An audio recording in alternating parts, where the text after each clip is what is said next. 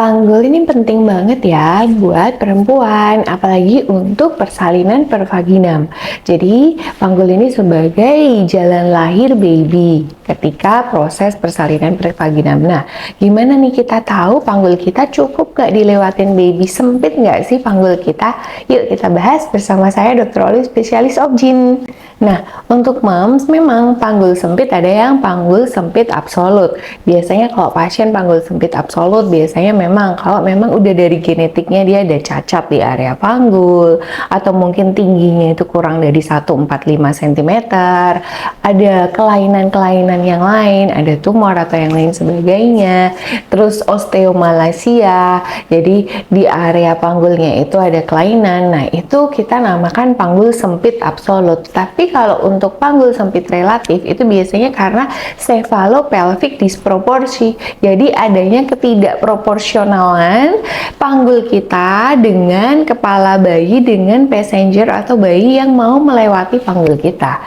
Jadi kalau misal nih panggulnya itu sebenarnya cukup tapi bayinya gede banget di atas 4 kilo ya, otomatis istilahnya kayak jalan sempit mau dilewatin tronton. Jadi pastinya kan nggak bisa lewat ya. Jadi itu kita namakan panggul sempit relatif, karena itu tergantung apakah bayinya ini cukup besar nggak, kira-kira bayinya ini cukup nggak melewati. Nah, itu kan banyak cara untuk mengetahuinya. Yang pertama memang kita biasanya melihat melalui USG. Jadi kita bisa melihat ini kepalanya memang udah di tengah nih, nggak yang miring atau oblik, terus berat bayinya ini cukup 2,7 3 kilo. Nah, ini kira-kira bisa masuk panggul dan nggak ada tumor yang menghalangi. Jadi nggak ada kista, nggak ada miom yang di dekat itu yang bisa menghambat persalinan. Nah, itu kita bisa bilang kalau oke, moms, ini bagus, nggak sempit. Tapi ketika memang kita mengarah kecurigaan ada cephalopelvic disproporsional setelah melakukan USG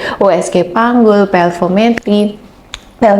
Jadi, otomatis kita tetap harus mengedukasi pasien, karena apabila memang sampai terjadi cephalopelvic disproporsi sampai persalinan lama, itu bisa membahayakan buat moms dan juga bayinya. Bisa terjadi robekan rahim, otomatis ketika nggak bisa keluar nih ya, tuh ini udah kenceng banget, terus habis itu si baby nggak bisa turun ke bawah, pasti ini bisa terjadi robekan rahim, jadi babynya malah bisa meninggal. Nah, lalu yang berikutnya bisa terjadi perdarahan pada otak janin. Nah, ini bahaya banget. Jadi, tapi moms, memang nggak semua orang bisa langsung tahu untuk panggulnya sempit ketika waktu masih di USG, karena otomatis kepala baby ini biasanya belum turun banget. Tapi ketika bayinya kepalanya udah turun, terus habis itu power waktu kontraksinya itu sebenarnya lemah. Nah, seolah kelihatan itu nggak maju. Tapi ketika powernya moms ini udah kuat, kepalanya memang masih nggak turun. Nah, itu kita bisa bilang kalau itu partus macet dan kemungkinan karena cephalopelvic disproporsi. Jadi banyak cara untuk tahu, tapi tetap memang harus dilihat seiring perjalanan kehamilan itu udah mulai membesar. Karena kalau hamilnya masih kecil, kepala bayi masih kecil, kita nggak bisa tahu kalau itu ada cephalopelvic disproporsi. Jadi kembali lagi ya, panggul sempit ada yang absolut yang memang udah sempit dari sananya karena ada berbagai hal genetik, tapi memang ada yang karena panggul sempit relatif karena babynya itu terlalu besar dan nggak bisa lewat.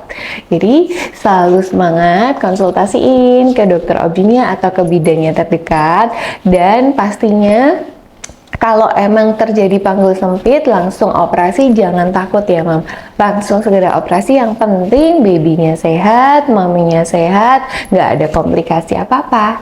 Sehat reproduksi bersama saya Dr. Olive. Bye bye, jangan lupa subscribe and share.